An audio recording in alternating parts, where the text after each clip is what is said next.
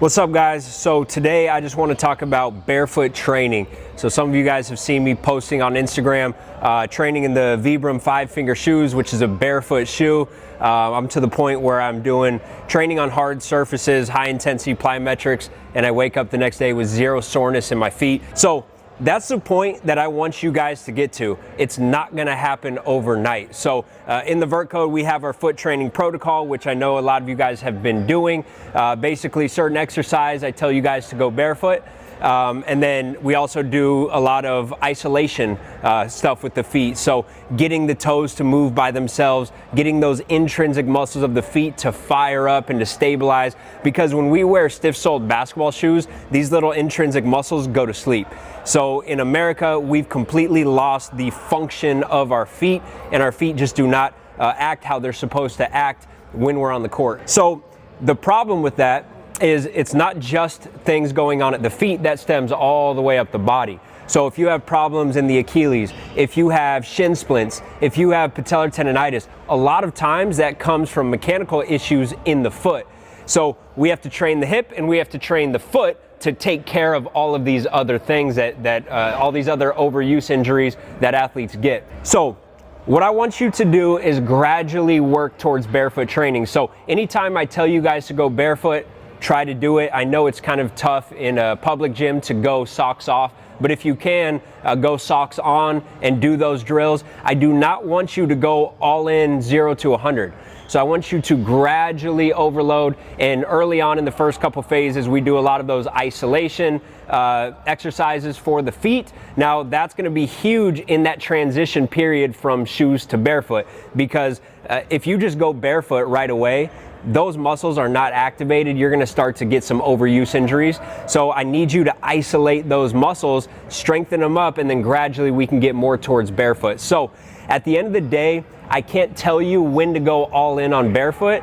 You have to be intuitive, and you gotta make that decision yourself.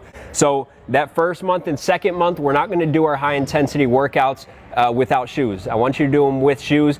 Getting into month 3, if your feet are feeling strong and every day when you wake up after a workout, your feet aren't hurting, you have no Achilles tendonitis, you have no signs of overuse injuries, then I want you to start to ditch the shoes a little bit. So maybe you do some of your strength training, your ground-based strength training without the shoes.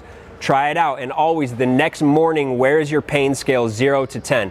If you wake up and your feet hurt on like a 5 out of 10, you probably went a little bit too much. But if your feet are just a little bit sore, you feel it a little bit, it's a 1 or a 2 out of 10, then good. We progressively overloaded those foot muscles without straining and without developing any type of overuse injuries. So then the next week we can go a little bit more. So maybe one more exercise every week.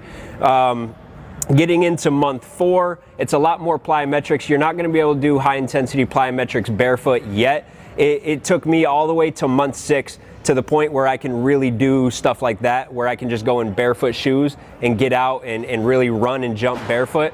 So don't really try to go all in on month 4, but anytime we have lower level drills, stationary drills, do them barefoot. You can do your warm-ups barefoot. At home, you can walk around barefoot more often. So if you're in a big public gym and you don't want to do it barefoot, I would look into the Vibram 5-finger shoes. I think I got them on Amazon for like $50.